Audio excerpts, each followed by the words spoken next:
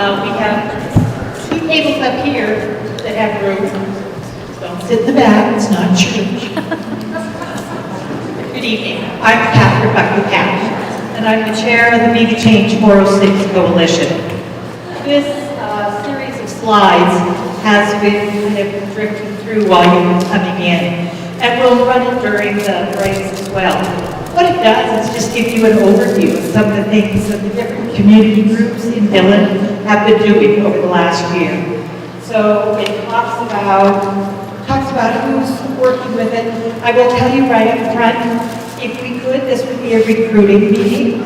We have a new program that is called Communities That Care, and it actually is a framework that we're bringing in to kind of lay over Be the Change 406 Coalition. Because what it does is it brings in every single sector that is represented throughout the county. And it also makes, one of the times you will see there, and there will be a picture of kids jumping in the air. Look at the statistics. It's pretty amazing. In Communities That Care, which is an evidence-based program, if you are able to incorporate it into your community, there are phenomenal benefits for our kids. So, we are going to be starting some community-based training within the next month or so, and if you're interested, we would be delighted to have you join us. Tonight is part of a presentation. It is the final in our three-part series that was on family mental health. Really? Okay. I'm used to being loud. I'm just not used to being loud with the microphone. The last of the three, or so, number 3. We have talked with a therapist, many of you were here, who talked about what it was like raising children and being a teenager during the pandemic, and the type of stress and mental anguish that a lot of them went through. We also discovered this remarkable new resource, parentguidance.org, that has this great website. It's free of charge. It allows people to get on and ask questions, and it has an entire series of different vignettes that, if it's the middle of the night, trying to find out information on something you learned from your child today, it has a lot of information that would at least get you through until the morning. Tonight's presentation is sponsored by Be the Change 406. It is also sponsored by Project Aware in the Dillon Elementary School. It is also sponsored by the Yellowstone Girls, I always want to do girls first, Yellowstone Boys and Girls Ranch. You work on switching the different sides, the Yellowstone Girls and Boys Ranch. Project Aware, Be the Change, and the ACEs, the Beaverhead Task Force on Adverse Childhood Experiences. There is available this evening a series of books on digital minimalism. Some of you who attended on Zoom didn't get an opportunity to get a book, so please pick one up while you have the chance. We have munchies, and we'd be delighted for you to make it easier so we don't have to take a long home tonight. On your table, I would ask that you take this sheet out and you complete the pre-survey now. We'll ask you to do the post-survey at the end of the evening, but if you would complete this now before we get started, and I'll give you a few minutes.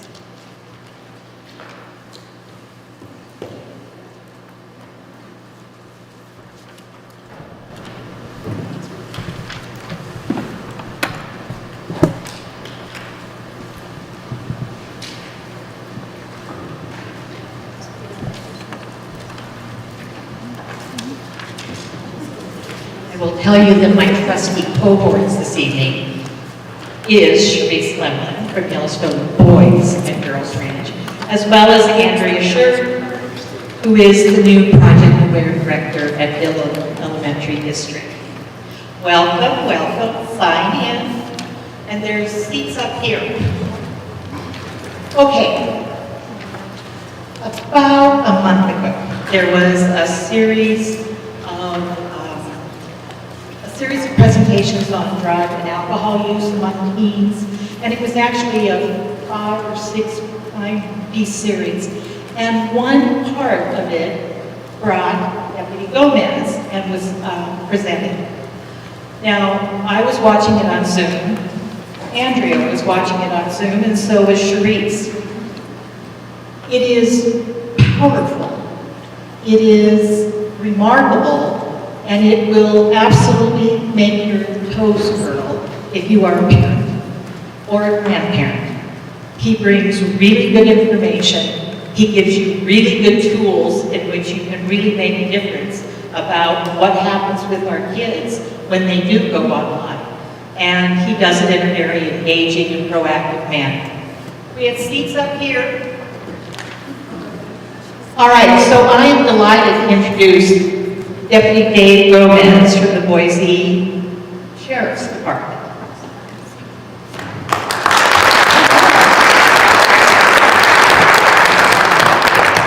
Well, thank you everybody for coming. I am Deputy Gomez. As she mentioned, I work for the Boise County Sheriff's Office. I also work for the Idaho City Police Department. So I kind of 2 roles. I started my life off as an engineer. So I have a bachelor's degree in electronics engineering technology. I worked in the Silicon Valley for a couple of years, and I came transferred to Micron in Boise and worked on semiconductors there. I got to travel the world. I spent some time in Italy, I spent some time in Singapore, I spent some time in other places. At 36, I decided to become a police officer. Just one day I saw the ad in the paper, honey, we're changing lives. I joined the Meridian Police Department in Boise, Idaho. The Meridian Police Department, about 130 sworn officers, over 100,000 people. My first 3 years as patrol, I was on night shift, which is where they stick all the new guys. And on night shift, you're working late at nights, and that's where you run into fun people, right? You got all the DUIs, the burglars, the fights, right? Soccer moms in the morning are not that fun. They are grouchy. After doing 3 years of patrol, I was asked to be the school resource officer of a middle school. So I went to be the resource officer of the middle school, 6th, 7th, and 8th grade, 1,200 students. Right, so that's a good-sized school. When I got there, I had a week-long training course over the summer. Hey, this is how you become an SRO. Have fun. I had no idea what I was going to get myself into.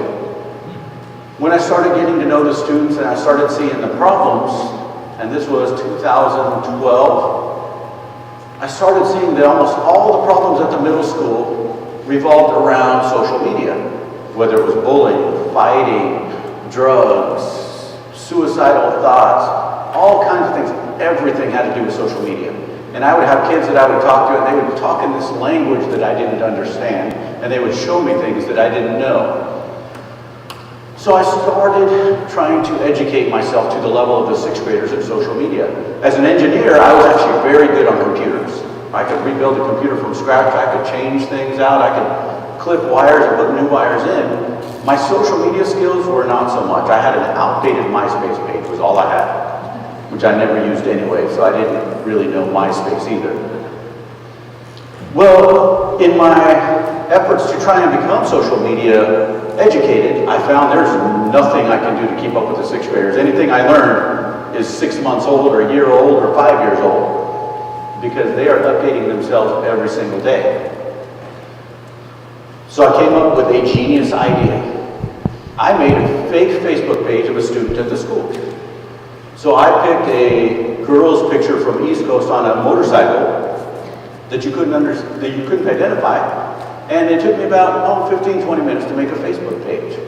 Once I put a few items on there, I friended 20 of the most popular kids at the middle school, and they all accepted me. Within hours, the 20 kids had accepted me. Once I had the 20 popular kids, from there on out, I didn't have to send any more invites out. People started friending me. And all I ever did was reshare what the kids were already putting on there. Every once in a while, it's spelled cool with a K, K-E-W-L. That was enough for the kids to just add me as a friend. Not one person asked me, not one person said, hey, I haven't seen you at my school, nothing. Within about 3 or 4 months of doing that, I had over 400 kids at my school that were friends on my fake account. Right, so I could scroll through it at any given day. I could see the language they were using. I could see who was bullying. I could see who was probably going to be using. I could see who had suicidal thoughts.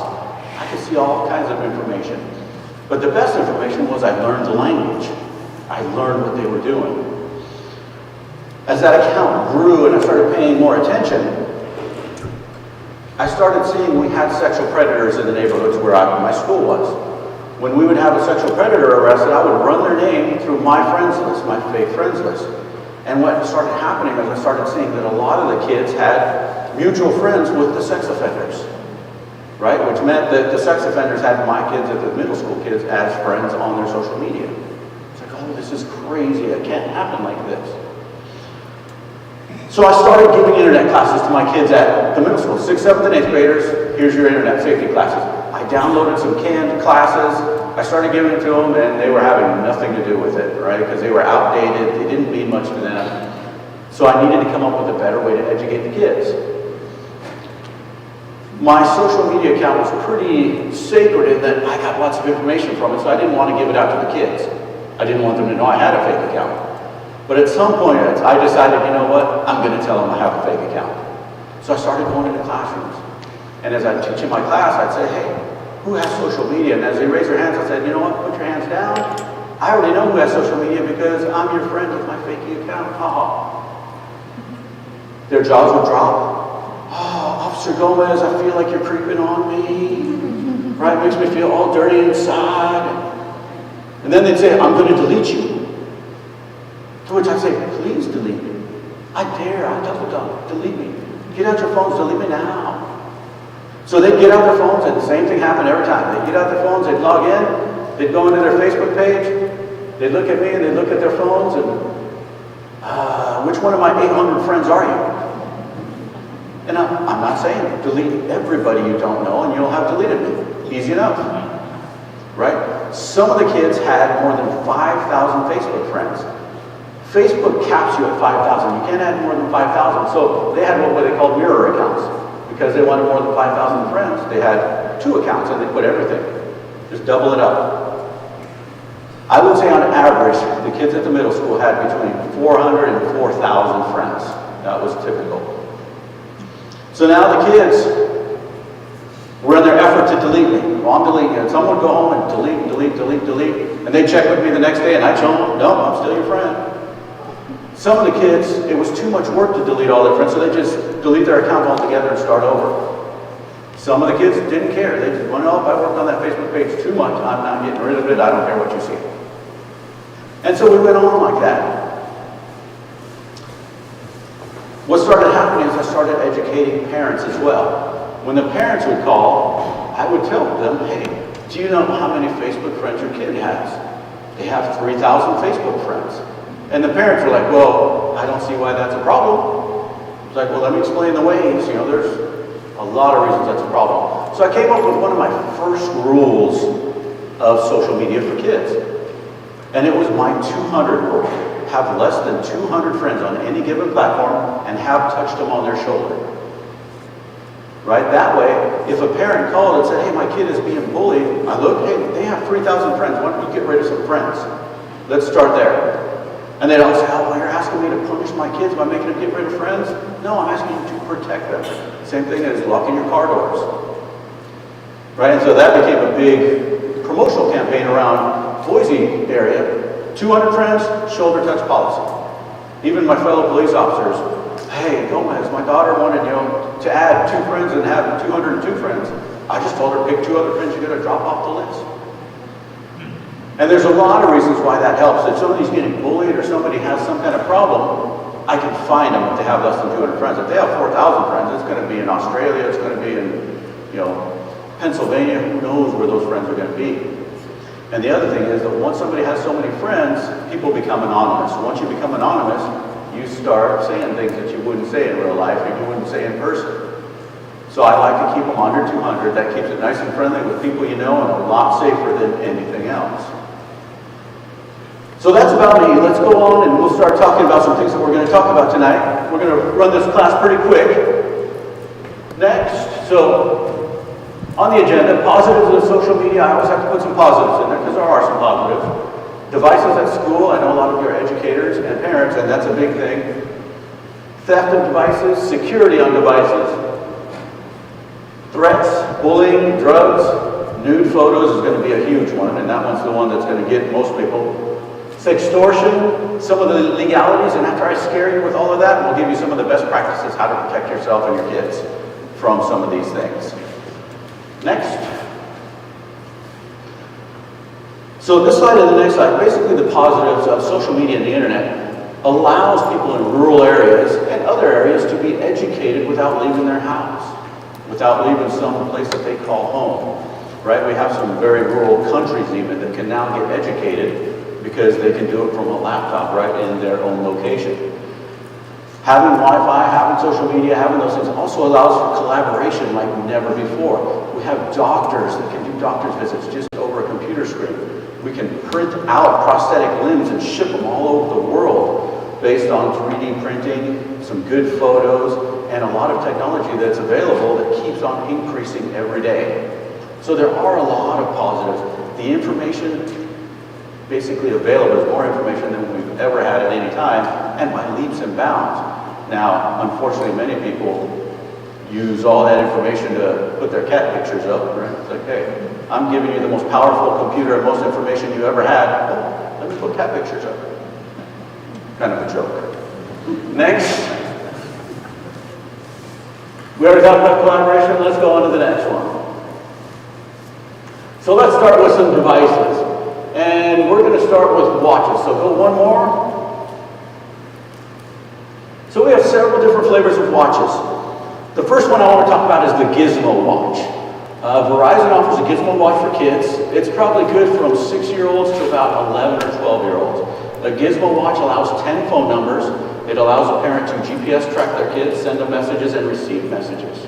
Plus, however many other phone numbers you want to allow them to have. It's very secure. They can't take pictures on it. They can't contact anybody a parent doesn't allow them to contact. And you can keep track of them. And that is the reason why lots of parents tell me they give their kids smartphones. Well, they're going to be alone after school, so I want them to be connected. Smartphone is a very dangerous thing. Highly recommend you wait till after 13, 15, 16 before you give kids a smartphone. So the smartwatch, the Gizmo, T-Mobile has a different version of it. It works just as well. Those are great things to have for connection until they reach the age where you think they need a smartphone. Now we have the iWatch and the Android version of the watch, the Gear. Those are basically mini phones. And in fact, the latest iWatch can operate without a phone. You don't even need a phone anymore. Super smart. You can take pictures, you can send pictures, you can have cloud connection, you can store things. All kinds of problems arise there. So basically they have some of these smartphones are smart, but just like having a computer as well. Now at our big schools, I'm going to talk a lot about Mountain View High School. So when I got done at Lewis and Clark, I did 2 years at Lewis and Clark. Then I moved on to Mountain View High School there in Meridian. Has 2,300 students in 9th, 10th, 11th, and 12th. That's a lot of kids, right? My own little city of 2,300 kids. So I learned a lot there. At Mountain View High School, on test days, we found that kids were taking in these smartwatches and they were cheating. Because teachers weren't up to date. They can take a picture of a math problem and it'll solve it for them. They can take a picture of a question and they can send it to their friend and get the answer back. Right, so these start to become problems, and it's awesome that your watch can solve complex equations just written. It takes a picture, it solves it, shows you the work and everything.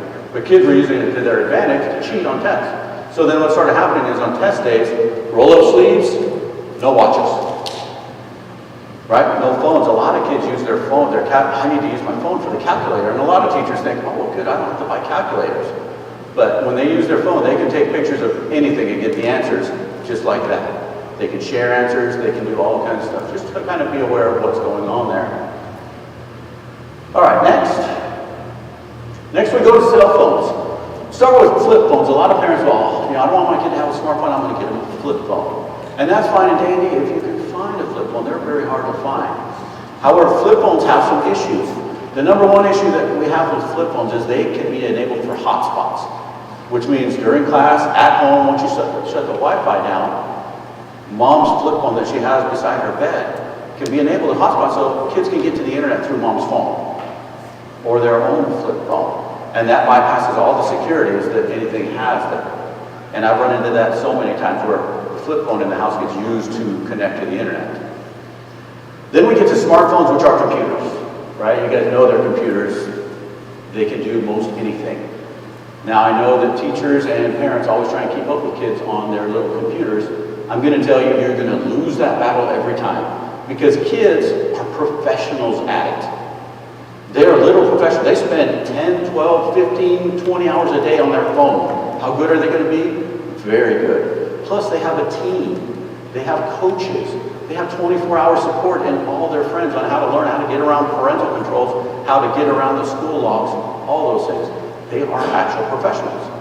But as a parent, I'm going to tell you, don't give up the fight. You've got to show them what is important to you. Do your best, and I'll give you some tips on how to keep up with them. Next, school supply devices. After I went to Mountain View High School, where we had 2,300 students, I am now currently at a school that has 300 students from K through 12. I'm in Idaho City, Idaho, population 500. So I went from big middle school to giant high school to little teeny school. What I noticed is across the board, we have the same problems. So at the small school, we give everybody a Chromebook. Those Chromebooks have security on them. Teachers can see what kids are looking at. Unfortunately, they can see what kids are looking at. The kids can get around all the locks. They look at things they shouldn't do. Parents will borrow a kid's laptop and look at things they shouldn't look at. And as much as the school puts on safety devices for them not to browse things they shouldn't be browsing, like pornography, chatting with people at 2, 3, 4 in the morning, the kids find a way around them. Especially at the school, they use VPNs, they use hotspots to hack through the system and do whatever they like. Next, device theft. So these phones are between $100 and $1,500 or $1,600 now, these new devices. Parents are sending 6th graders to school with this amount of device money. Now when the phone gets stolen, the parents always want the school to find it. Hey, I sent them to school with a phone, they should return it with a phone. Right? That's a huge problem. How many times do kids lose things? They'd lose their head if it wasn't screwed on. They lose it, it gets stolen, it gets lost, and now parents calling the school, how come they didn't return with my $1,500 phone when they left with one? And that's a burden that the school kind of has to deal with. And it's best to deal with it in a policy at the beginning. Hey, look, we advise you don't even bring phones to school. If you do, keep them in your locker. If they get lost, stolen, not our issue. Call somebody else. All right, here's court. Next, we're kind of going quick because I have some much scarier slides to get to. Online threats. This is something we deal at the big schools, but every school is going to deal with online threats sooner or later. Somebody's going to send something on social media. Usually it's Snapchat. Hey, don't come to school tomorrow. Here's a picture of some guns. And a lot of times they'll put the initials of the school, MHS, or VHS, or VMS for middle school. The kids are going to share that like wildfire, especially if they have that school with those initials. How many schools in the country have MHS initials? Thousands. So now every school with an MHS has this screenshot going around of a gun threat tomorrow. The kids all know it's not their school, but they show it to their parents. Mom, I don't want to go to school tomorrow. I'm scared for my life. So now it's 6, 7 o'clock at night. I start getting screenshots from superintendents, from the news, from my superiors. Hey, we've got a threat at the school. What are you going to do? We need you to come in. Because that's a big deal. And the latest one we had was at a middle school, a 1,200 student middle school. It came in. This one they actually had the picture of the school, so we knew it was our school. And some guns. But if you don't know, you have to start doing elimination. I always put the image on Google image search to see if somebody else has dealt with that image already. And we can usually deal with it pretty quick. Okay, that's in another state. It's already been taken care of. Somebody went to jail. kids are just recirculating because they don't want to go to school. But what happens when it's a real threat? So we got a threat. Here's Heritage Middle School. Here's a gun picture. Don't go to school tomorrow at 9 a.m. I'm coming in and I'm getting even with everybody. Stay home. So of course the parents start freaking out, start sending it to the news, start sending it to the police, start sending it to the school. The school gets on and they have to send out an email to every parent. Hey, we received a threat. We are working with police to try and fix it. I get on and I do search warrants. I call Instagram, I call Snapchat, I call whoever. Hey, I need some information. I need it quickly because we have to figure this out before school in the morning. So I get the information back and I get an address. Now, I've got an address of somebody who has made a threat to the school. They're showing pictures of guns, so we have to assume they have guns. We as a police department now have to decide, are we going to send SWAT to the house? Are we going to evacuate the neighborhood? Are we going to bring in helicopters? How are we going to assault this house to take care of this threat? Luckily, I had some reconnaissance and I had some information, and we didn't send SWAT, but we did send a team of about 6 officers to the door. The couple that we knew was going to be there, they were probably in their late 40s, 50s. They answered the door, sweet as could be. Hey, how can we help you? And this is a lot of going on here for our little house. It's like, hey, do you have a child in your house, a student of any kind? Well, yes, our daughter Samantha, or whatever her name was. She's a 6th grader. Come on down. Little race-faced little blondie girl comes to the door. Hey, did you make a threat on a fake Instagram account today? Yeah, I did. So she caused about 6 hours of work for I don't know how many police officers, how many superintendents, how many school officials, and it took her 5 minutes to do that. Changed her life forever. Right? The school basically banned her from coming back to school. So you're going to be online school or you're going to be alternative school for the rest of your life after that. But it is so easy for kids to make threats if they're not feeling like coming to school. They just make a threat and they know that school's going to be canceled. It's such an easy thing, but that is a life-changing 5 minutes of your life. And especially after they see it come in a couple times, happen in another state, they don't see the consequences, so it's easy for them to make an online threat. That's a huge thing, and it's going to happen. Almost every school sometime is going to have that happen to them. Next, devices during class time. This is probably something you guys deal with, and I know we deal with it at my small schools, we deal with it at the big schools. Most schools have some kind of a policy on phones. Hey, when they come to school, they got to stay in your lockers, they got to stay in your backpacks, they got to stay in your cars. All of that happens. When kids get to class, in a 90-minute period, they have to use the bathroom 3 times. Do they really have to use the bathroom 3 times? No, they're going to use their devices in the bathroom. If a teacher tells a kid, you've already used the bathroom twice, you can't use it a 3rd time, the kid tells their mom, Mama Bear calls in, why aren't you letting my kid go to the bathroom? They're going to get a UTI, they're going to get a disease. You have to let them go to the bathroom that many times. Right? And we all know that they're going to use the social media. What's worse that's happening nowadays in the high school levels, when you have a no cell phone policy and a teacher sees a kid with a cell phone, they say, hey, give me your cell phone, and the policy is we give it back after class or after school. Give me your cell phone, you're not supposed to be on it. Kids nowadays are just saying, no, my mom said I didn't have to give you my cell phone. When that happens, your classroom is lost. Right? Everybody's going to be snickering, everybody's going to be teasing, everybody's going to be getting their cell phones out, because that person has now challenged the teacher's powerless at that point. There's no respect. And so the teacher can say, hey, go to the office. And the kids say, no, I don't feel like going to the office. I'm going to stay here and be a disruption, basically. Call the office to there, maybe that'll help. They call a school resource officer. Unfortunately, some school resource officers will drag a kid out for that. I tell them, highly advise them not to do that. But you've basically lost the class. And it's happening so much that in some of the bigger schools now, teachers are giving up the fight on cell phones. You want to use your cell phone? Keep it in silent mode. I don't want to see it. So they're back there texting. The teachers know they're texting. But that's the way it goes. We have parents who are enabling this behavior. We have parents that call the school and say, hey, I need a welfare check done on my kid. Like, okay, what's wrong? Well, I texted them 15 minutes ago and they haven't answered. Well, yeah, it's the middle of math class. Well, you guys can't keep my kid from answering my text. I really need to talk to him. Like, yeah, we can. Well, no, you can't, because what if there's a fire? That's what they always say. What if there's a fire? I'm like, what phone do they have? Well, they have a Galaxy. Yeah, that does not put out fires. I checked. Right, but that is what's happening more and more. And we've had schools that have tried to ban cell phones altogether, and the parents won't have it. We've had some people put jammers in classrooms. The parents won't have it. They feel like they have to be connected to their kid all the time, even during school. Right, this is a huge thing. And a lot of times when we take the phones and keep it till after school, they're like, you have no right to take my kid's phone. And so then they tell the kid, don't ever give up your phone again to a teacher. And that is a horrible thing, but that is the world we live in, and that's what we have to deal with. Cell phone devices at school, we have like after 3, you get suspended, right? So now we're missing school. We have nude photos being shared. We have bullying happening. We have drugs being delivered to the school. All this is happening on smart devices that are at the schools.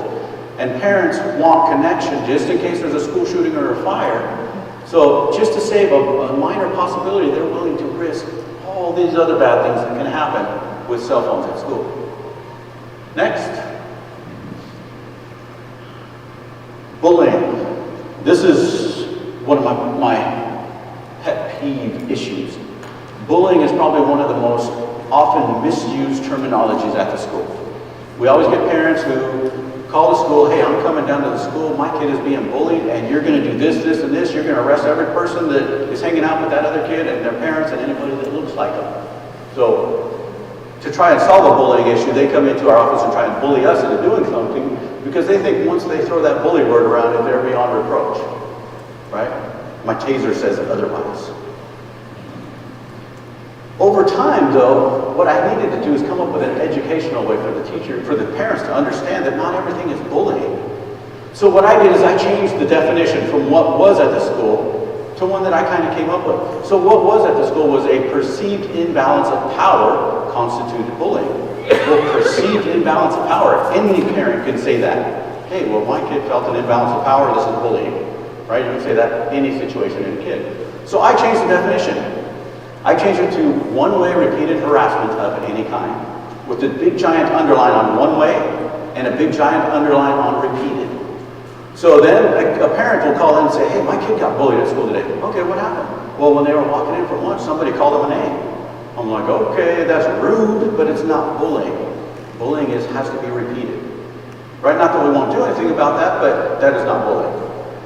So then the other thing we get, Twitter fight. You get kids that are back and forth, back and forth, back and forth. The first parent to call the school thinks they are the victim of bullying. Right? One way repeated. When you have back and forth, it's no longer one way, that is 2 ways. We call that social conflict. Right? And social conflict, as a parent, when I get a parent that calls me, hey, look, my kid's being bullied. All right, first of all, it's not bullying, it's social conflict. Second of all, it's awesome that you get an opportunity as a parent to teach your kid how to resolve social conflict. And parents are not teaching their kids enough how to resolve social conflict because when they turn into adults, I have to deal with them because somebody cut them off, they're shooting bullets at people, they're running them off the road. They don't know how to resolve social conflict, right? They go straight into victim mentality instead of, hey, I'm a grown person, I can start handling my own problems. And it all starts with, let's resolve social conflict. Once I came out with this definition, I've probably had thousands of reports of bullying. We have a citation, actually, a $72 citation I can write for somebody who's bullying. I've written like 5 or 6 tickets ever for bullying. And usually it's because the parent is enabling the bullying, right? Not because the kid is. So, awesome definition to have. You ever have parents, kids, same thing, let's teach you. One way, repeated harassment. Oh, let's talk about the 3-step plan to stop social media bullying. Okay, super simple. Number 1, you stop talking to the person you're having a problem with. Right? Stop talking to them, stop communicating with them. Number 2, block and delete. Whatever they have, block and delete. Every device has a block and delete. Right? The ultimate block and delete, you turn off the phone and throw it in the drawer. Number 3, and this is the most important step, the step that gets missed. Tell all your friends not to send you screenshots of whatever the other person is saying. And I get this phone call over and over from parents. Officer Gomez, I know you talked to my son, daughter about bullying yesterday. You told them to block and delete, to ignore the person. But that person's still bullying my son or daughter. And I always ask, well, how do you know? Well, all the friends are sending them screenshots. I'm like, well, tell the friends to stop sending screenshots. And you know what they say? Well, how do we know if we're getting bullied? You won't. That's the magic of it. Right? But they want to be so hurt that they're willing to reach out to be bullied. That is a horrible thing. But these 3 steps, man, they will solve bullying almost every time. Works in real life too, and it works with adults. Oh, I can't tell you the adults that don't just move on with their life when they disagree with somebody. They have to go full on war. This is Facebook, people. If you're going to be that sensitive, you need to do something else. Next. One more. Social media and drugs. So now we're going to start thickening the talk a little bit, getting a little more serious. Kids these days, since they use social media for everything, of course they're going to use it to talk about drugs, to share drugs, to sell drugs, to buy drugs, to get education on drugs. This screenshot you see up here is actually a picture, a close-up of marijuana. And I can go on Snapchat. On my Snapchat, I have a lot of fake people on my Snapchat. I can go on there and I can see probably 20 different people selling marijuana, cocaine, meth, LSD, prescription pills, and I can have it delivered to pretty much any place, including the school. And with my fake account, we did have some drugs delivered to the parks nearby. We didn't want to bring the deliveries right onto the school grounds for obvious reasons. But we can do this anytime, any day, from complete strangers, from friends, from everything. Now, they give you the price. That price is $100 for half a zip, $180 for a zip. Now, a lot of people don't know what a zip of marijuana is. A zip of marijuana is a gallon Ziploc bag packed very tightly with marijuana. That is a zip. These guys are selling it for $180. You usually get it about $120. Right? You can negotiate. You can get it delivered. There's a couple things that go on with this. Number one is when you start getting into drugs on social media, there's 2 addictions. Number one is the chemical addiction. Number 2 is the social addiction. Kids actually get addicted to posting pictures of them doing drugs. That's their circle of friends. Hey, look, we went out Friday night and we got lit.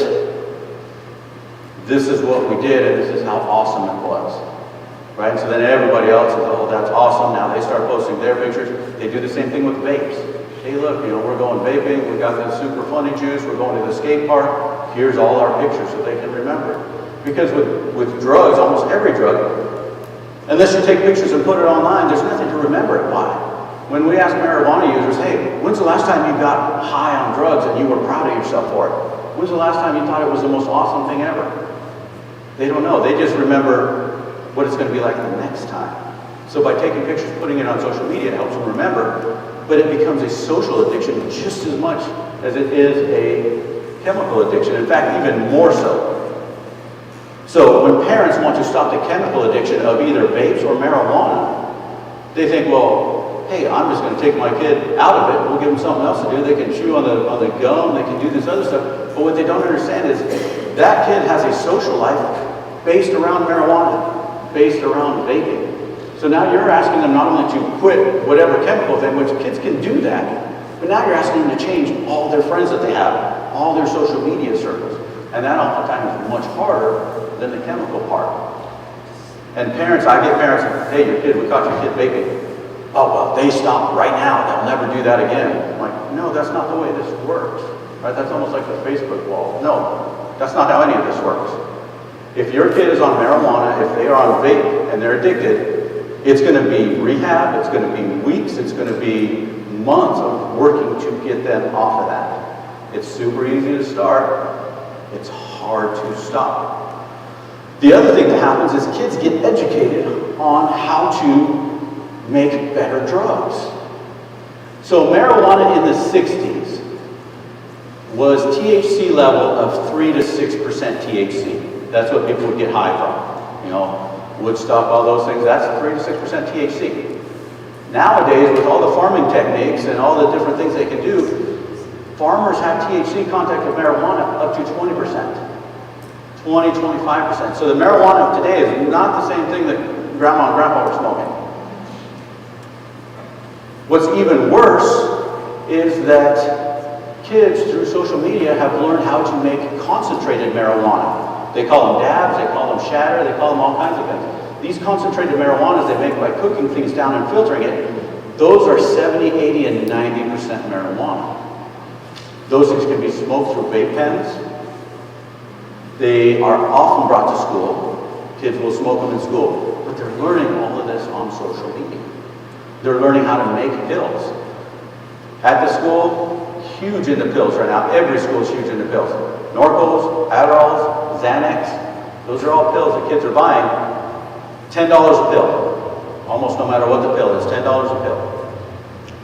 It was a couple months back, I caught 9 kids who had taken penicillin pills that they bought for $10 a pill. As I called each one of them in, did you get high? Yeah. No, you didn't. Today you might not have got mono, but right, but they were learning things. So I have kids now who buy a press, a pill press from Amazon. You can go on Amazon, pill press, $500. And it's a nice pill press. Then they order from China a bunch of the chemicals that make up a pill. They lace it with a little fentanyl so that their Norco pills are better than any Norco pills you get from the pharmacy. And now they're handing them out. Well, now I'm ending up with kids in the ER, unconscious, changed for the rest of their lives because you got these garage scientists putting out drugs that can kill an elephant. Right? That's what the fentanyl does. Patches, fentanyl patches now, kids are smoking the ones that have been thrown away in the garbage. Right? Because those are extremely potent. So there's starting to be procedures that have to be done with fentanyl patches. Just so it's not just kids, adults do the same thing. Right? When you start as a kid for marijuana, you don't stop. Guess what? You turn into an adult who's smoking marijuana, who's doing pills, who's doing alcohol. Right? Alcohol is another one. Not much changes in the consumption of alcohol. I mean, when we were all in high school, there was always the kids that did alcohol. What has changed is the availability. Right? You can go on to Snapchat anytime, any place, and you can get alcohol. And we're going to talk about some of the currency, but now kids, especially girls, don't even need money. They can trade pictures for alcohol. They can trade pictures for drugs. They can trade pictures for money. And that is happening more and more. And as the mainstream media, as celebrities start putting their OnlyFans accounts out, they are basically showing kids how to sell their bodies for money. And some kids are making lots of money. Most kids are just making a little bit of money, but some are making lots through some of these accounts. Next. The life of a marijuana user. So I always tell this to the middle school kids and the high school kids. I say, look, because I was at a middle school and went to a high school, I followed a bunch of the kids up from 6th grade. So I had 6th, 7th grade, 8th grade. Then I went to the high school, so I had them 9th, 10th, 11th, and 12th. So I had some of those kids 5, 6 years. So I got to see them from 6th graders all the way through 12th graders and beyond. So the 6th graders, when we teach them about drugs, they get a DARE class or they get a life science class or a health class where they get the marijuana talk. They promise, I'm never going to smoke marijuana because if I do, I will spontaneously combust, I'll end up overdosed in the hospital, and just crazy things happen. So they sign their life away, I'm never going to do marijuana. When they reach 7th, 8th, 9th grade, they're going to end up in some social situations where marijuana might be available. Now, as parents, we've taught our kids, don't take marijuana from anybody, especially strangers. What that means to them is, don't take it from the ice cream guy who comes out with shorts and flip-flops and offers you marijuana. Don't take it from creepers. And kids are generally not going to take marijuana from creepers. That's an easy one. Who they will take marijuana with, picture a 15-year-old boy at a bonfire party and a girl in a bikini top offers them a joint of marijuana. Hey, take a hit on this.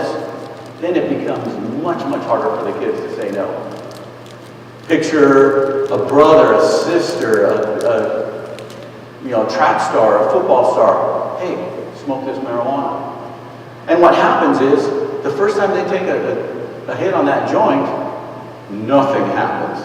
Right? They don't spontaneously combust. They don't overdose. They don't end up in the hospital. The police haven't kicked in the door. Pretty much nothing happened. It's not that big a deal.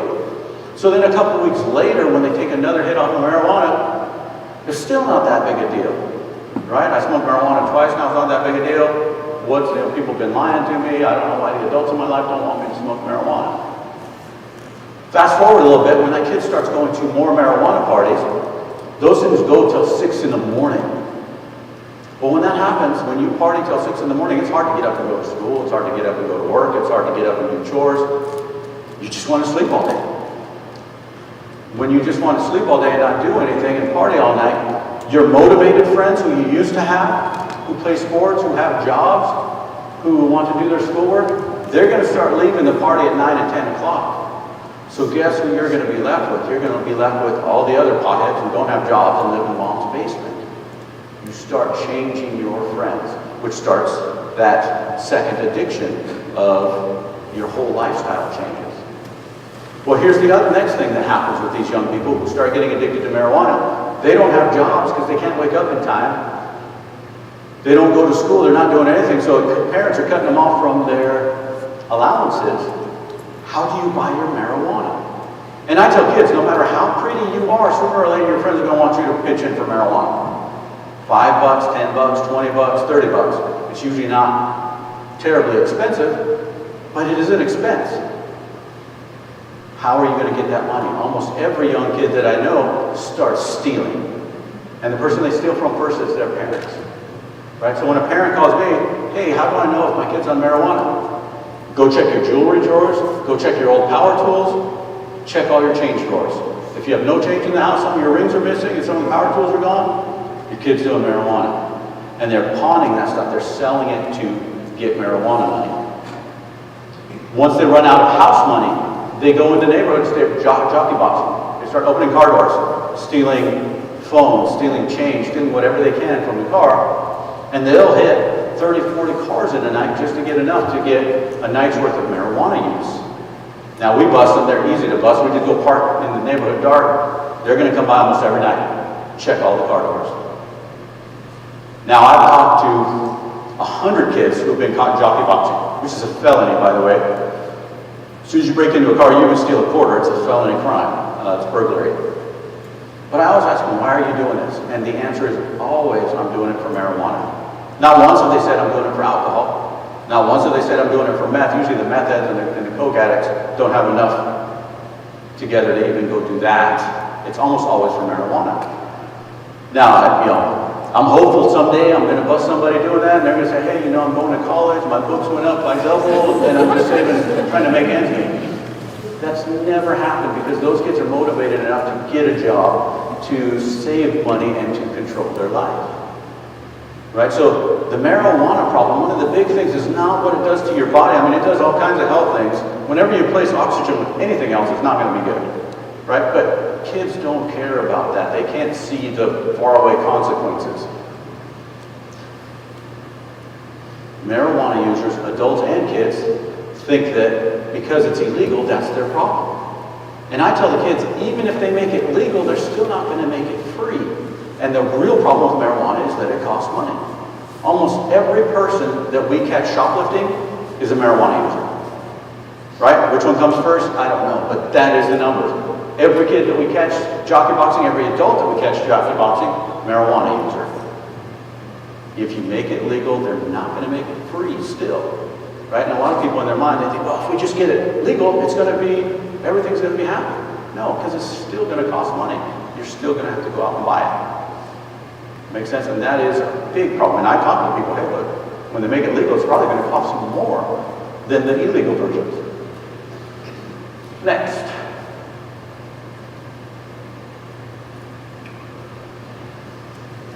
Okay, now we get to the real serious conversation. Nude photos at the school especially. So as a police officer, I have to take reports of kids who have been scammed into sending nude photos, who have sent nude photos willingly, who have been in sextortion for nude photos, and it's becoming more and more of a big deal all the time. So here's some numbers for you. By 8th grade, most middle schools, about 50% of the girls have sent out nude photos of themselves. By 8th grade. By 11th grade, we're up in the 90% range as far as kids that have sent out nude photos of themselves.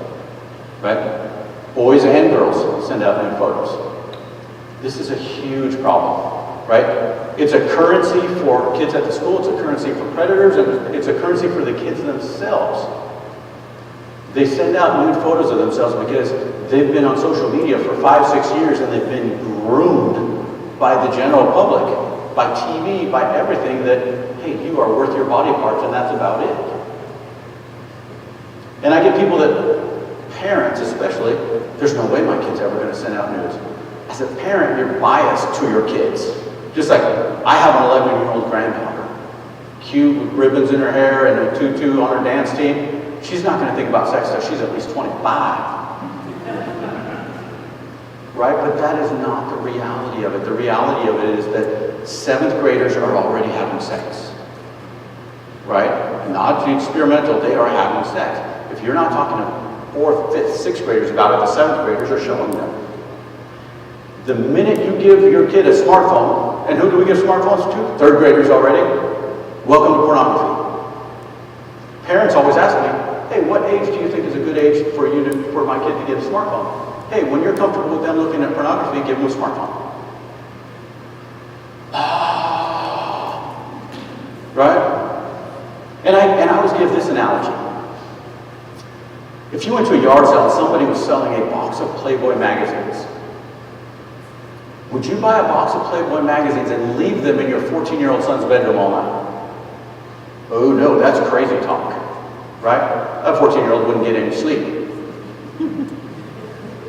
Now let's change that. You give them a smart device that has access to 1,000,000 times more than that box of pornography magazines, and you're going to let a 14-year-old have it in their bedroom all night long.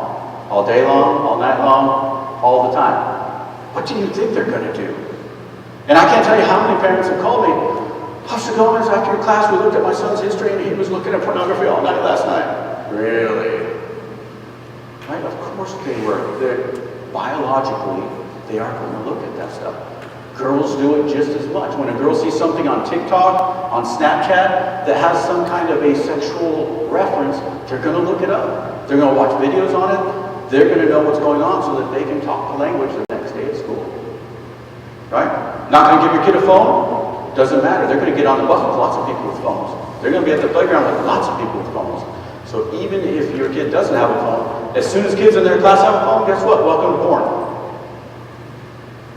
And that is the next biggest addiction that everybody is going to have, is the pornography addiction. We deal with it all the time at the schools. We deal with it all the time in adults. But back to new photos. 90% by the end of 11th grade, 80% by 8th grade.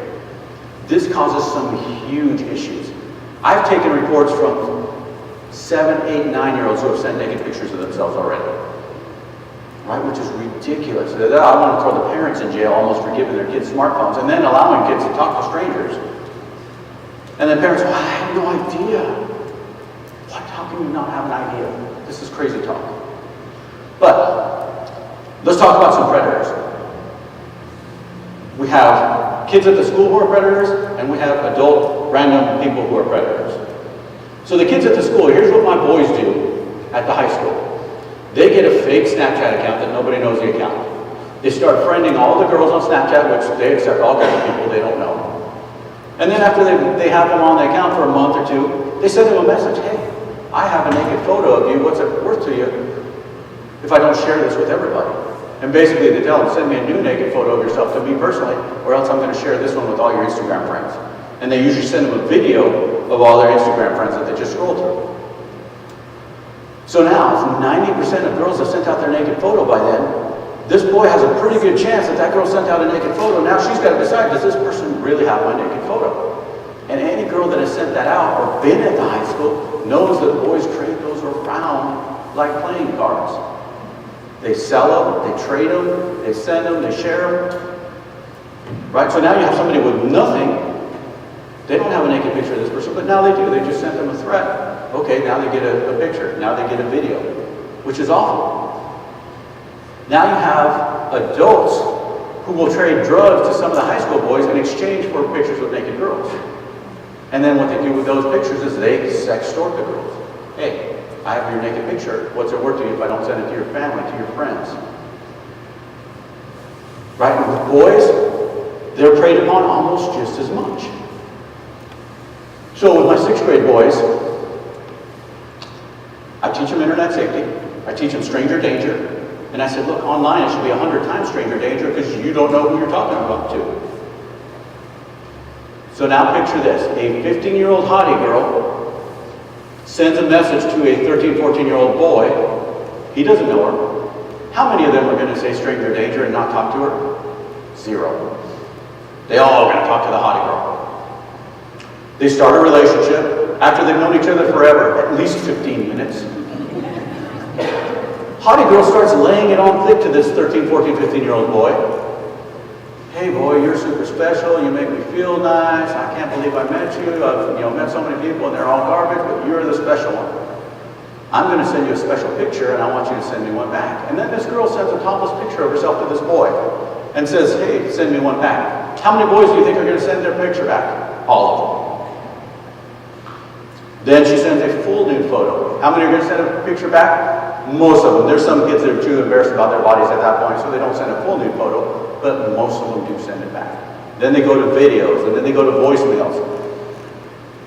Well, then pretty soon I teach an internet safety class to the parents and teach them to look at their kids' photos and do some internet search or some phone searches.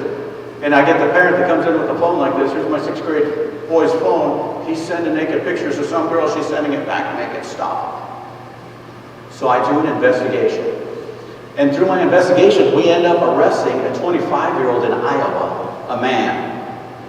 We end up arresting a 38-year-old in Kentucky, another man. So men who want pictures of naked young boys have discovered they can go onto any pornography site and download pictures of an 18-year-old model who looks like she's 15. And here's the picture of this model. Her fake self is at her fake school with her fake friends, fully dressed. Here she is at the park. Here she is at her fake high school. And then here she is in various stages of undress. So these men take over that girl's identity. She has no idea because they're just copying and pasting those pictures. And they use it to lure boys into sending their picture. And they are hugely successful. They are so successful that I've told boys that very story. Hey, look, men are going to try and pretend to be girls, get your naked picture, and then they're going to sextort you with it. And then like a year later, that boy, oh, she goes, I did something really dumb. Even though you told me not to, I sent this picture, and now they want me to pay $400. Why? Right? That's how powerful it is. So these people, when they get these pictures, they use it for 3 things. Number 1, they use it for personal pleasure. Number 2, they use it for sextortion. And the sextortion is usually in $400 or $500 increments. And they usually ask kids or adults. Adults fall for this just as much. Kids or adults, pay me $400, pay me $500 in iTunes cards, in Walmart gift certificate cards, in Red Dot cards, whatever it is, but it's untraceable. Once those cards are gone, they're gone. As soon as you pay that $500, they say, hey, thanks for the $500. In 2 weeks, you'll have another payment of $500 until we reach $5,000. As soon as you reach $5,000, we're going on up, and they will bill the person for everything they have. For everything they have, whether that's kid or adult. Now the third thing, I told you about 2 things that they do. The third thing they do with these child pornography pictures that they have collected, and they collect lots of them, they use them to join online child pornography trading sites. There's a lot of those. Now those sites require 2 things to join their club. Number 1 is a fee. It's usually between $50 and $500 to join their underground child pornography trading pictures. Number 2, they require you to upload 5 original child pornography images. Because they know once you upload those images, you're a felon. Police are not allowed to upload pornography to anywhere, even computer generated, we're not going to upload. So that's how they filter us out, is by requiring those original child porn images. And now they're free to trade around the world with all the pictures of all the kids that they get. And they get pictures of kids as young as 6 all the time. I've personally probably taken 3 or 4 reports from 6-year-old boys and girls who have sent out naked photos of themselves. They're basically at home all day long, on Roblox, on whatever social media. They get a mentor coach. That mentor coach is somebody online who's coaching that kid how to send their naked pictures. And in return, they get Robux, they get little widgets for games that they want, they get all kinds of things. And what parents don't understand is, to somebody on a kid that's that age, if you tell them you're going to give them something for taking off their shirt, they're like, cool, I took off my shirt for bath time last night for free, now I'm getting something cool out of it at least. Parents have to have these conversations with kids, especially if you're going to give them a smartphone, especially. And I always tell parents, think of it this way. Let's say you're going to give a 10-year-old girl a brand new shiny iPhone. You give her the iPhone, that's the most awesome thing she's ever had. She's talking to her friends, she's sending pictures, she's doing social media. If she gets a penis picture from an adult male who she doesn't know, if she tells parents, what are parents going to go do? They're going to go to freak level 5, take that phone, and she's not going to see that for a long time. What's the chance that she's going to tell her parents that she just got something inappropriate from an adult male? Pretty much zero. Right? Again, conversations you need to have with kids when you give them smartphones, when they have access to smartphones, not just their own, with somebody else. It's kind of crazy. So, in Idaho, I don't know what the Montana laws are. I forgot to ask my guys that I had here this afternoon. In Idaho, where I'm from, if you are under the age of 18 and you have pictures of an underage person, it's a misdemeanor the first time, it's a felony the second time. So I've got 7th and 8th graders who are committing felonies already by collecting pictures of their classmates. If you send your picture, same thing. The first time is a misdemeanor, second time is a felony. If you threaten to send somebody's picture, whether you have it or not, it's a felony right away. Now, we don't have the bandwidth to arrest 90% of the kids who have pictures, so we just give them to parents most of the time, let the parents deal with it, which they've already dealt with it poorly the first time. We don't expect much the second time, but we've got it all partly. The courts don't have the bandwidth, and we don't have the training programs to rectify that situation, so we don't do a whole lot, but we can. I have arrested an 8th grade boy, put him in handcuffs, taken him to juvenile detention for multiple times collecting pictures of his classmates.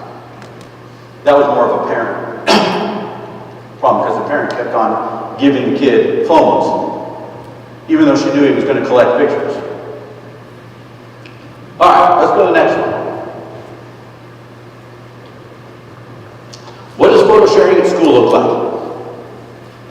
So my first dealings with nude photos at school was at the middle school, Lewis and Clark. The principal's daughter, she was a 7th grader and another straight A student. So 2 straight A students on the playground got in a fight, which was super odd. It's like, you guys are teachers' aides, straight A students, principal's daughter. I called girl B first. Hey, why did you get in a fight? You guys are like the best students around. Oh, she sent a booby picture to my boyfriend. I'm like, stop, she's 13, right? And again, my mind cannot process naked pictures from a kid. So stop, that didn't happen. Yes, it did. Okay, well, I'm calling her in right now, so get rid of this kid, bring in the next kid. Principal's daughter standing right in front of me. Hey, did you send out anything inappropriate to her boyfriend? Yeah, I know that was a bad idea. Well, who else did you send this picture to? This boy, and this boy. So now I call this boy, and this boy. Hey, do you have naked pictures of this girl on your phone? Yeah. Who else do you have? This girl, this girl, this girl, and this girl. Now I call this girl. Who else did you send it to? This boy, and this boy. Who else do you have? This girl, this girl, this girl. I probably talked to 30 kids that day, and then I just had to stop. Every kid was involved in the naked picture stuff. Whether they had sent it out or not, or whether they were just sharing, they all had some involvement. And it was ridiculous crazy. And I've had that happen 4 or 5 times where you just start expanding with the naked photos. And I get calls from all around the country. What do I do? It's like, well, just collect phones until they think the FBI is coming in to waterboard kids, and then that'll happen pretty quick. Because every time you call a student now, they think that everybody's going to juvenile detention and the FBI is coming and all kinds of craziness is happening. But it is a huge issue.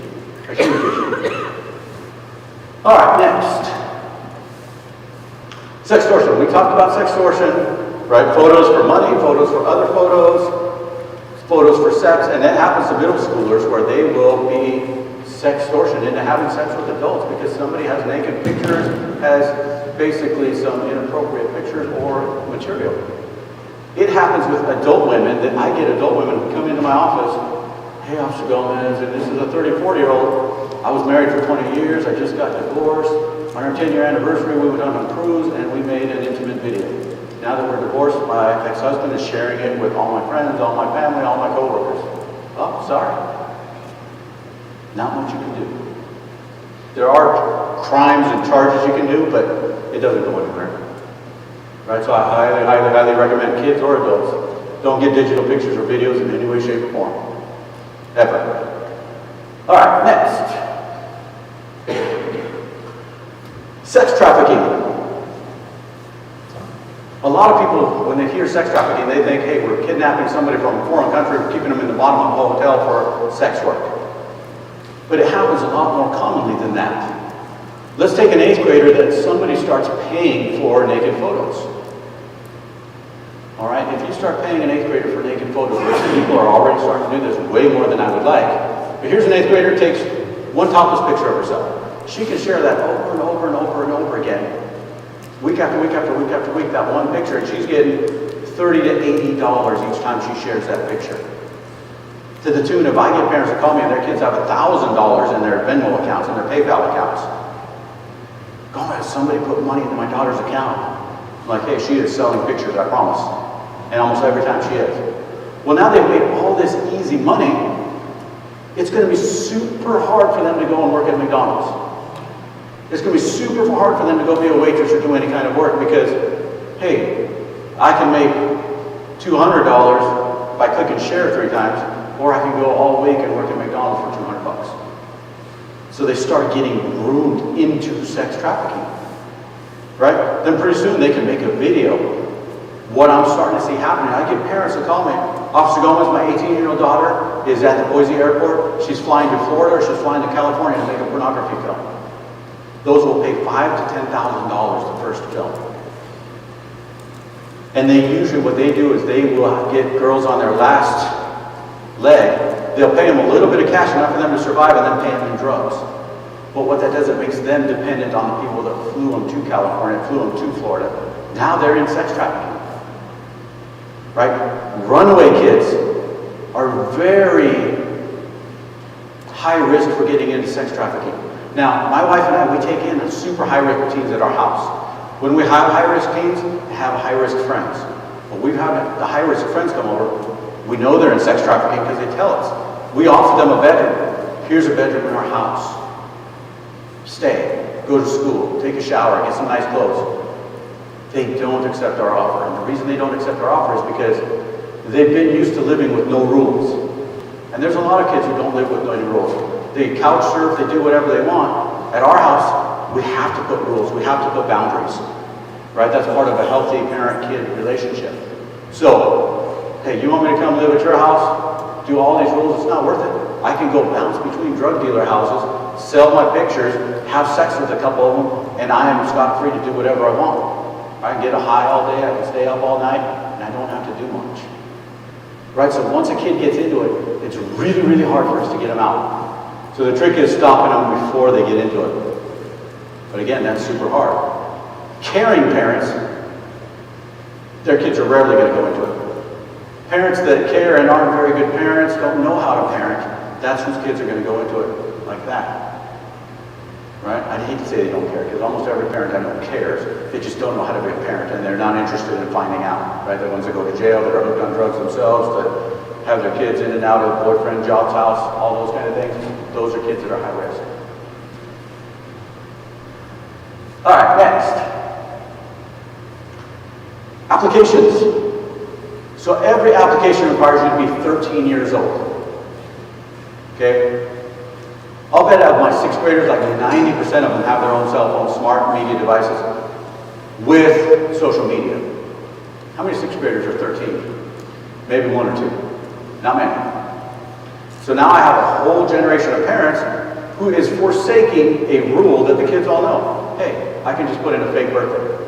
If as a parent you allow your kids to put in a fake birthday for social media, you are teaching them that in your house the rules don't matter. If you start picking and choosing rules when they get to driving age, hey, well, I'm supposed to wait till I'm 15 and a half to drive, but I'm 14. My parents let me skip the rules for social media, I can skip the rules for this. Drinking, smoking. Be a rule follower. Even if you don't agree with the rules, let's be a rule follower. If we don't agree with the rules, let's change the rules, but let's be a rule follower. This is one of the first ones. And there's many reasons for waiting till 13. It should be even beyond that because of the craziness that happens. But 13 minimum.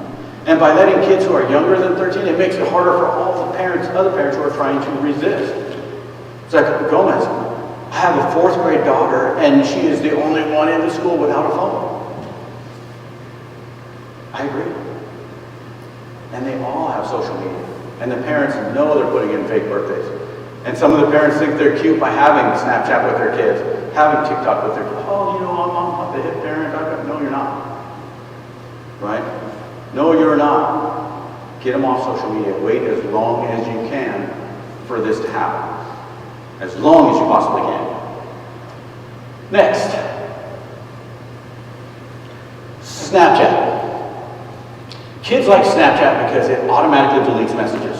So if mom happens to grab your phone out of your hands and looks at it, they're not going to see anything because as soon as you read the message, it's gone. They don't have to go through an extra step of deleting. Kids like Snapchat because it has advanced facial features.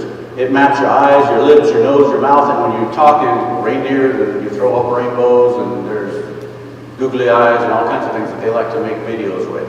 And that's kind of fun and harmless, that part is. But there's other things, the deleting pictures, the mapping, it will show your kid's location within 6 feet of where they are. So any kind of predator can see, hey, this kid is right here because their mapping is on. They can buy drugs, they get highly sexualized. In fact, Snapchat has a direct link to Pornhub, which is the largest pornography site in the world. And you don't have to sign up, you don't have to do anything. You just scroll up some of the advertisements and now you're in Pornhub. Super easy. Kids start getting desensitized over time as soon as they have Snapchat. If it were up to me, you'd be 18 before you had Snapchat at all. It's that dangerous, that desensitizing, and it puts that many things in your kid's life that they don't need. Snapchat also has a secret vault. Most people don't know this. There is a folder inside Snapchat that you have to put an extra PIN code in, right? So kids put all their naked pictures or drug pictures inside that secret vault, and most parents don't even know the secret vault is there.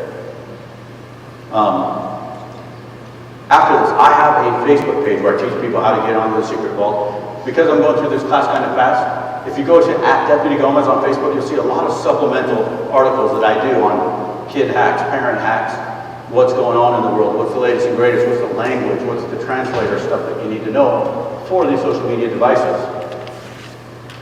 All right, let's go to the next one. TikTok is the next up-and-coming awful brainwashing application. So kids, when they get on TikTok, it's kind of fun. You get to lip sync to songs. You get to duet with other people around the world to songs, to different things. But adult men from all over the world, of which there are millions, come up with challenges for kids to do. And by challenges, they come up with the tattoo song. Right? The tattoo song is, show us your biggest tattoo, show us your smallest tattoo, show us your most regretful tattoo, show us your most colorful tattoo, your most hidden tattoo, your sexiest tattoo. And point this, that, they lift up shirts, they do all kinds of things to show the tattoo. The other one is plank challenge. So do the plank challenge. So people, I can't remember if they're, I think they're in push-up position, they go down to plank, go up to push-up to a song. Now, that sounds pretty healthy enough. The problem is that they always place the phone right in front of them on the floor, and they're facing it. So you're looking right down the girls' shirts. And this is adult girls that do this is young girls that do this is 7-year-olds that do this. Right? This is a crazy thing that we are sexualizing kids that much. And they know that if they don't wear a bra, they're going to get 100,000 likes. If they wear a sports bra where nobody can see, they're going to get 10 likes. Right? We start determining what kids are worth. Now, I skipped over this earlier, so I need to go back to it because it's something important. Earlier, somebody asked me, hey, 90% of girls send out their naked picture. What do those 10% have that the 90% don't? Right? What do they have? As an engineer, I like to write things down, I like to observe, I like to know. What I found that I believe helps, or is one of the things, I had a couple years ago, a young lady came into my office at the school crying. She'd just gone through boyfriend number 16, who met her, hung out with her for a couple of weeks, and then dumped her. And she was crying. Why do I always pick the same guys that do the same thing? And so I asked her a simple question. What are you worth? And she says, I don't know what you mean. I'm like, okay, I have a dog at home. He can fetch a ball. He can bring a stick. He can sit. How are you better than my dog? I don't know. And she didn't know. So then I started asking a ton of kids, what are you worth? I don't know. I probably asked 100 kids, 10 could tell me what they're worth. So then I asked, what's your family values? I don't know. So then I asked adults, what are your family values? Well, honor and courage. Are those your family values? You're just making it up on the spot. Most of them are just making it up on the spot. Right? The kids that can resist sending pictures out, they know what they're worth. They know what their family values are. They know what their family stands for. And they're solid on it. So that when somebody from outside their family comes in and tries to give them new values, they can say no. When somebody offers them drugs, they can say no because they know what their family values are worth. They know that it's super important to their family that they make decisions that represent their family correctly. Right? To them, one of the worst punishments they could ever get is, son, daughter, I'm disappointed in you. Right? To most kids these days, you tell them that and they're like, that's all I'll give. Please, right? I'll be smoking again tomorrow morning. But to the kids who have those family values and have that respect for their family, son, I'm disappointed in you. That is the worst you could ever do. Right? And that's what parents should strive for, to build that respect, to build those family values. And that makes a huge difference. Back to TikTok and family values. With TikTok, the predators will ask for kids for pictures of their feet. Hey, send me pictures of your feet, I'll give you 20 bucks. Kids, especially girls, well, here's a picture of my feet. Where's my 20 bucks? And the guy says, okay, what's your Venmo? I'll Venmo. I don't have Venmo. Well, what's your PayPal account? I don't have PayPal. What's your Google account? I don't have Google. I basically don't have a digital account. Well, hey, get a digital account of any kind. I'll give you some money. So now the kids go about getting a digital account, whether they get it through their parents or they get it through an 18-year-old, or they make up a completely fake name with fake paperwork and get a digital account. They go through the work of getting a digital account. As soon as they have access to a digital account, the person sends them 20 bucks. But that is the trigger. As soon as they send them those $20, they don't care about the feet pictures. They probably deleted that the minute they got it. What they needed is for that young person to start a digital cash account. Once they do that, then the person, hey, if you send me a bra and panty picture, I'll give you $50. And they do.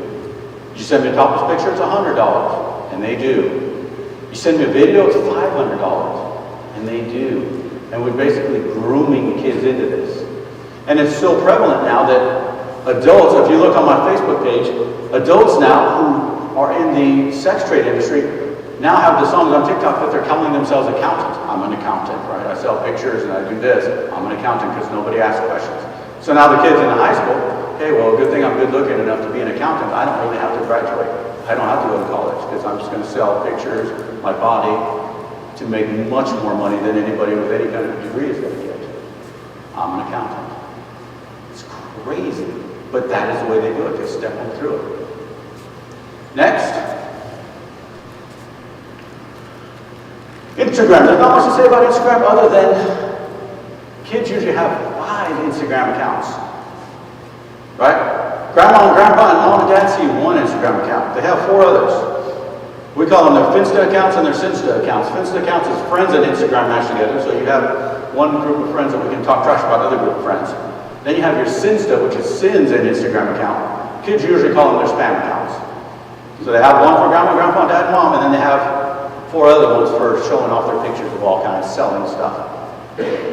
That's crazy, but that's what they have. So if you're a parent doing phone checks, just click at the top, you'll see it drops down to a bunch of other accounts.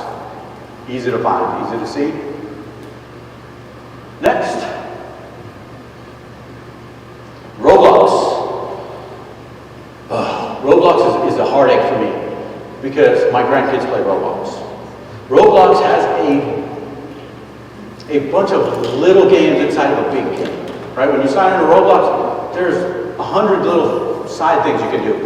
And many of them are very educational, right? You build houses, you have to save your money for a pool, you have to charge rent to people, you have to do mathematical things, you have to do tasks that are very educational. And I have no problem with that whatsoever. My problem with it is, in Roblox, you're in a little world of your own with a little blocky character. You are meeting all kinds of other blocky characters.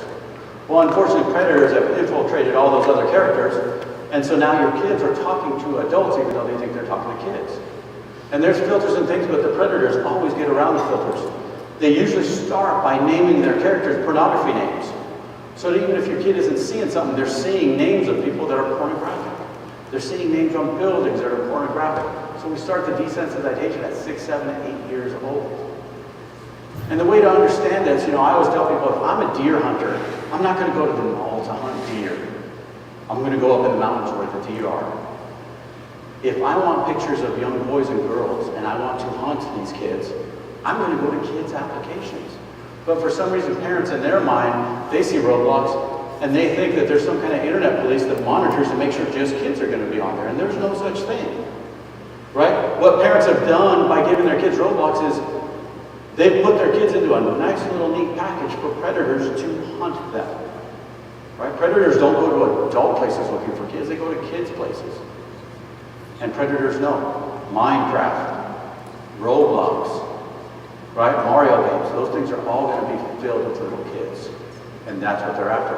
I've arrested people, taken them down, done search warrants on their phones and see that they have Roblox accounts. And these are 50, 60-year-old men. It's crazy. Crazy, crazy. Next, other popular applications. Minecraft, Fortnite, WhatsApp and text now are the ones that people use when they don't have cell service. That's what they use to phone call people. Predators a lot of times won't call kids on the cell service because they know the phone company can keep records. So they go to these third-party applications so they can skirt people finding out who they are. Now, my kids at my school know that nobody's anonymous. I can hunt somebody down no matter what application they use, no matter where. If I want to hunt them down, I'm going to hunt them down. Of course, parents always call me, wow, some adult sent my daughter a penis picture. What are you going to do? It's like, I'm going to tell you how to delete it. Okay, now what? We're done. Aren't you going to go find this person? No. They're probably in Australia or some other country. Well, I see the plane leaves at noon to Australia. No, I'm not going to go after them, right? We don't have the bandwidth to go after every person that sends pictures, right? So part of this is block, delete, and move on with your life, and it's going to happen. So we have to have those conversations with kids, right? Hey, Officer Gomez promised me you're going to get these pictures. What are we going to do when that happens? We're going to go to freak level 5. Well, we probably are, but let's calm down really quickly. Next. Well, one back. Okay, secret applications. Almost every high school kid has a calculator app on their phone that hides other applications. It hides secret vaults, it hides other applications. This calculator works as a scientific calculator. You can do anything you want. As soon as you do a wiggle and a shake, it brings up a secret gallery or a secret chat or a secret application. Or you can type in, whatever formula you have for doing it. But this is the one they use at school. So when a teacher comes around, they just flip it, and now it's a calculator. When a parent comes around, they flip it, now it's a calculator. As soon as the teacher or parent walks away, they put their password, now they're talking. As soon as the parent comes, flip it, we're back to calculator. Lots and lots and lots of kids have it. The other problem with this is if you do a phone search, you look in the gallery, you look in Snapchat, you look in all these other places, you're not going to find anything because it's hidden inside the calculator application. There's a tic-tac-toe program that hides it. These programs were meant for cheating husbands and wives, but the kids have adopted them for themselves very quickly. Next, payment applications. We already talked about the payment applications and how kids get those. We actually have digital pimps at the high school. So we have high school kids that turn 18. Well, they can get digital accounts, and they'll tell a girl, hey, you want to sell your pictures? I'll take 10, 15, 20%, and I'll give you cash for the rest of it. Right, so they use an 18-year-old's basically PayPal or Venmo or Google account, and they will be a pimp for the girls, which is a crazy thing, but that is the new age, right, of digital pimp. Next, parental applications. So Apple has a built-in free parental application. Android, you can download a free parental application. So on Apple, it's already there, and it's a pretty good application. With Android, it's called Family Link, and that's a pretty good application. You can download it. You can monitor what your kids are doing on their phones. You can monitor what time they're supposed to go to bed. You can monitor how much time they spend on their phone. You can monitor what kind of things they can look up. And for free programs, they work pretty good. There's also third-party applications that you pay a small fee for every month. Some of them are $5 a month, some of them are $99 a year. Life 360, Barth, Disney Circle, Hour Pack, Norton, there's a bunch of good ones. The paid ones keep up on top of the latest trends better than the free ones. However, kids are always going to find workarounds, always. And as much as you try and stay on top as a parent, kids are professionals, right? They spend lots of time, lots more than you. But as long as you as a parent to show the kids what's important, you're going to do better. So how do they get around some of these parental applications? So let's take the nighttime. Hey, at 10 o'clock at night, this phone shuts down. It doesn't start till 7 o'clock in the morning. Well, once it gets 9:30, the kid changes the time zone on their phone. Right? So now we've changed the time zone and changed the time zone. Now they can be on their phone all night long. Then in the morning they change it back and now they got all day again. There's applications you would limit their Instagram to an hour a day or their Facebook to 2 hours a day. Well, once it reaches that time limit, what they do is they delete the program altogether, they re-download it, and now it starts their time limit because it thinks it's a new program. Right? There's many ways. GPS coordinates.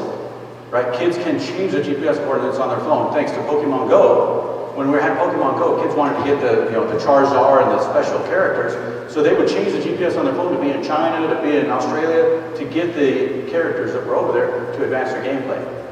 Well, that works for telling mom, I'm going to be at this place. They can actually program their GPS to have an offset. Now when mom looks, well, look, they're at Johnny's house studying just like they said they were. Nope, they're at the bonfire party. Right? Kids are going to get away from all kinds of things. We actually had an emergency where parents, hey, I need to get a hold of my kid. They said they were going to be at this house. I called that house. They're not there. Their GPS shows they're there, but nobody's there. So we go to the house. We found 5 phones in the mailbox. So the kids went to where they said they were going to be. They all put their phones in the mailbox and went out to a park. Luckily, as a school resource officer, I know who hangs out with who and where they're going to be. So it didn't take me long to find them. But that's the kind of things kids will do, and they are very smart at it. They're very slick. And you just got to try and keep up wherever you can. Next.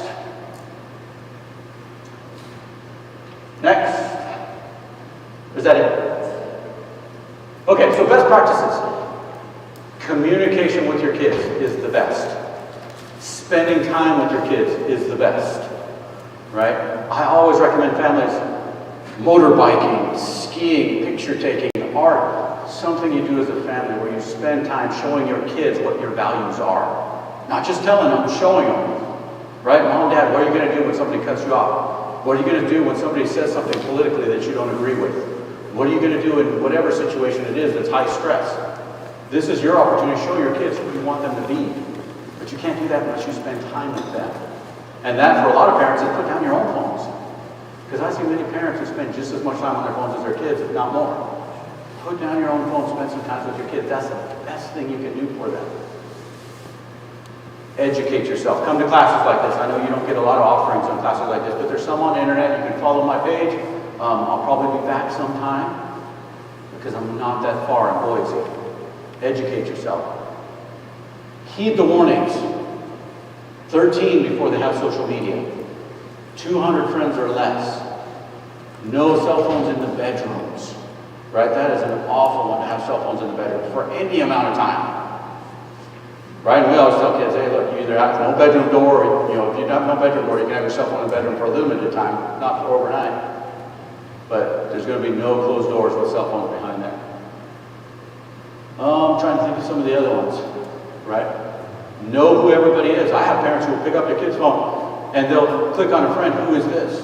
Well, I met them. No, you're not going to meet somebody. We got to know these people. Right? Talk to your kids. Communication. We have at my house with our high-risk teens, we have tribal council every Friday night. We're going to have a little meeting in the living room, no matter what. And the kids get their say, we get our say, and we talk about good things and bad things, about things we're striving for, about things we're striving for as a family and as individuals. Right? And those things are awesome about parenting. Those things are awesome later on. They will pay you back 10 times over if you do them right. And it's not that hard to spend time with your kids. You just have to put one foot in front of the other and do it.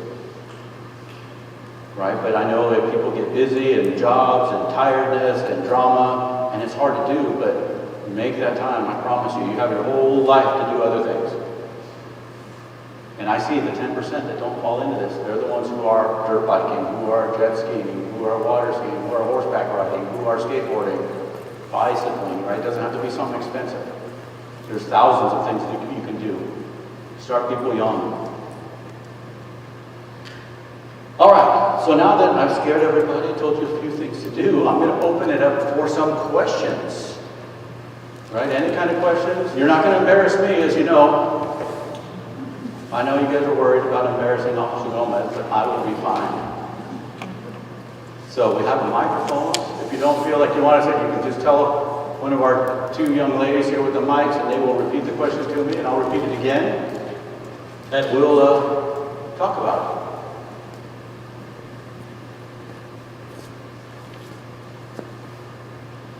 We have a shy bunch.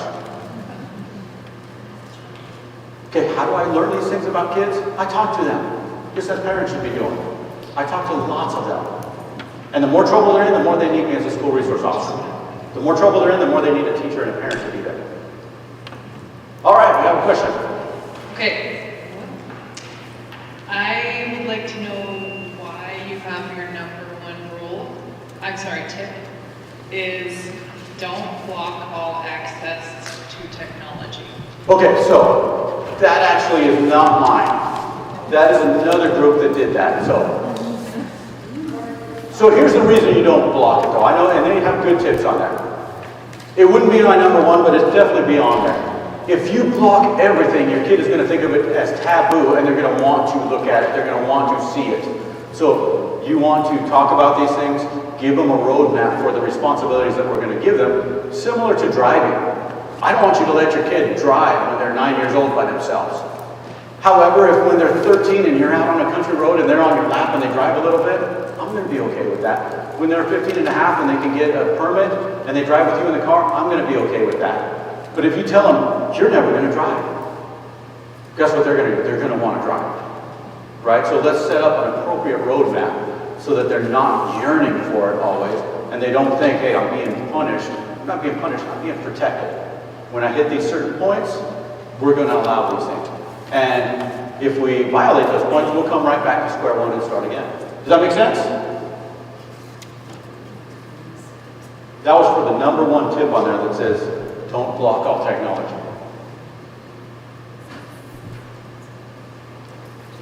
All right, we got it. Hello. Hello. So I'm just wondering, on behalf of education, you've had a lot of experiences in different schools. So in our schools, what would you say or would recommend to deal with things like social media and drugs in like middle schools and high schools? What programs have you felt like have been successful? Because we know schools have responsibilities to help our kids with things like this as well, not just our parents anymore. So what would you say you've seen that have been successes to help kids through things like this?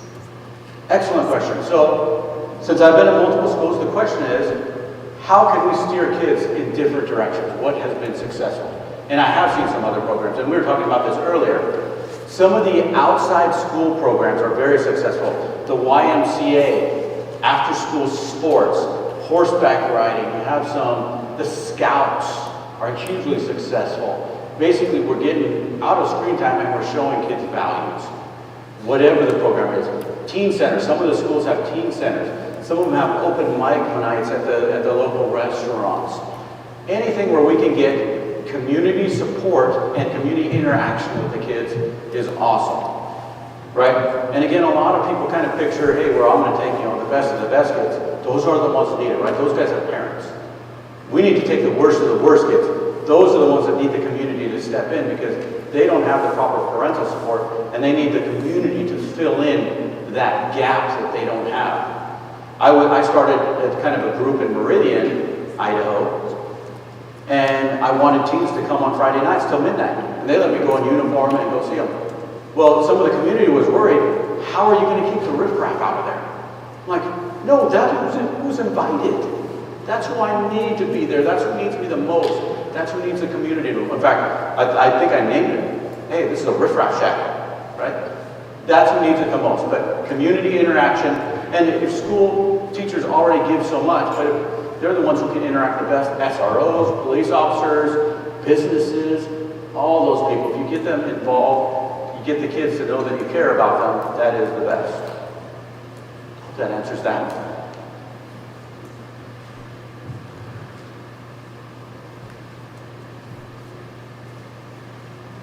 Oh, awesome. I love when young people ask questions. I'm in high school.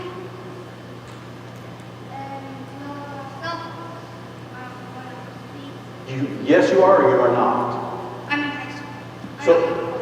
So are you allowed to have cell phones in high school or not cell phones?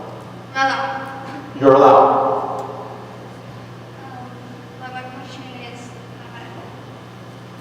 some people know my science class about this lesson, but he didn't know about. So she means that should I tell the teacher?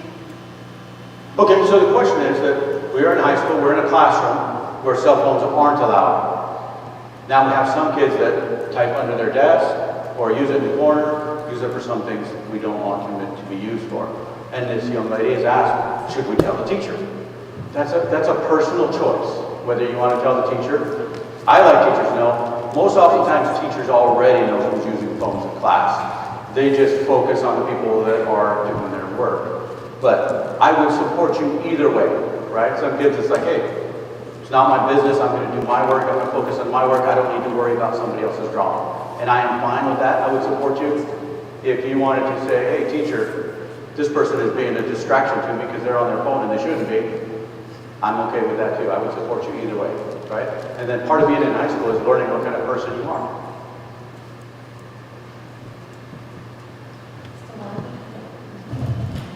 So I would have a question for the audience. What was the most amazing, that gives a positive trend. What were you most surprised about tonight?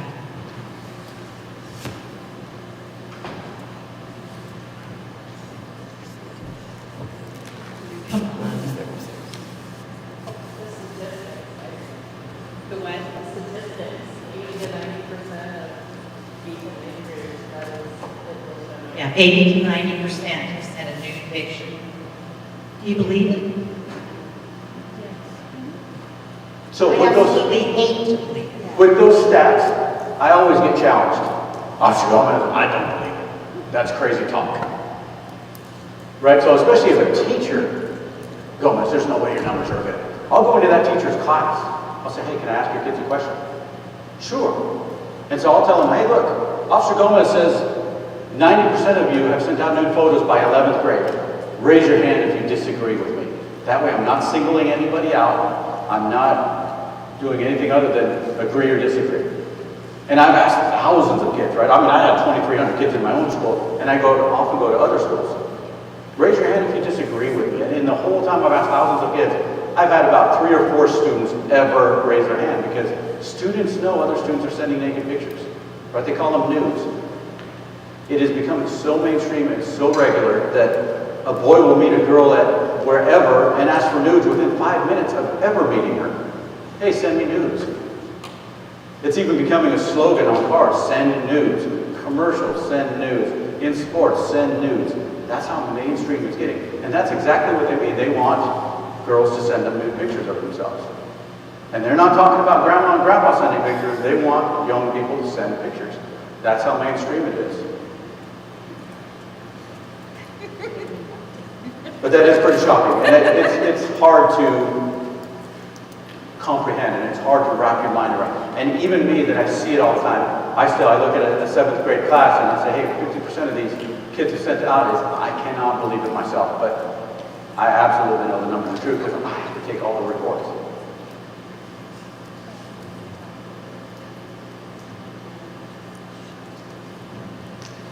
All right, well, we'll wrap it up with a couple things.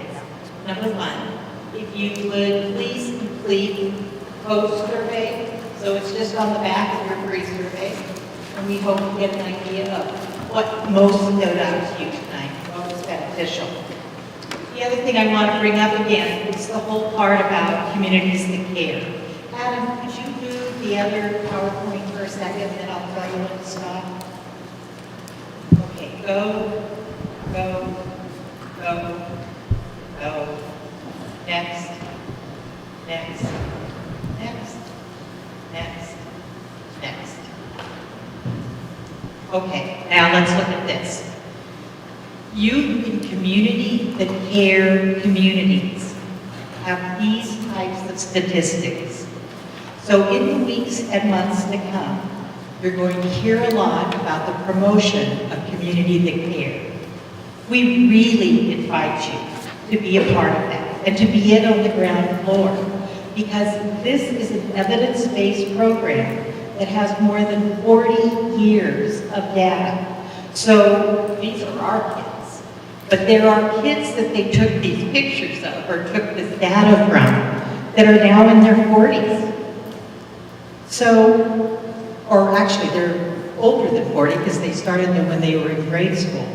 So the idea that if they're engaged in community that cares, which is very much what Dave is talking about engagement and connection and looking at what norms are and leading to healthy behaviors, 25% less likely to engage in crime, 32% less likely to start drinking alcohol, 33% less likely to start smoking cigarettes or vaping, and 37% less likely to binge drink. Now, those are just 4 of the data points that we picked out. Would you go to the next one, Adam? I think it shows, okay.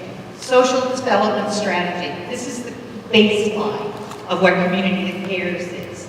And the premise is, down here on the right, what we're trying to do is get kids to bond.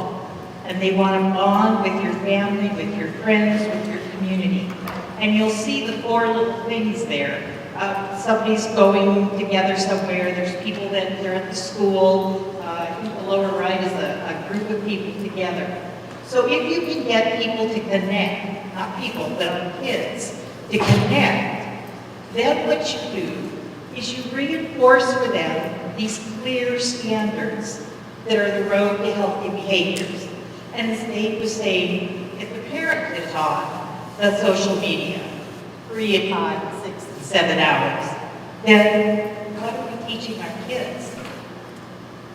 If we are able instead to give our kids opportunities to learn different things, and then we share with them skills, and we pay attention, we give them recognition for what they have accomplished. And it goes in the entire way of these individual characteristics. These are the 10% kids, not the 90%. These are the 10% kids. So, I really do encourage you to be a part of our community that cares and be part of our different sectors. We'll have community work groups that we'll be setting up, and we started last year and COVID kind of put an upside down in it. But it's coming. We need you, and it's the only way we're going to be really successful with our kids and be the 10% instead of the 90%. Dave, you've done a great job. Thank you so much for coming tonight.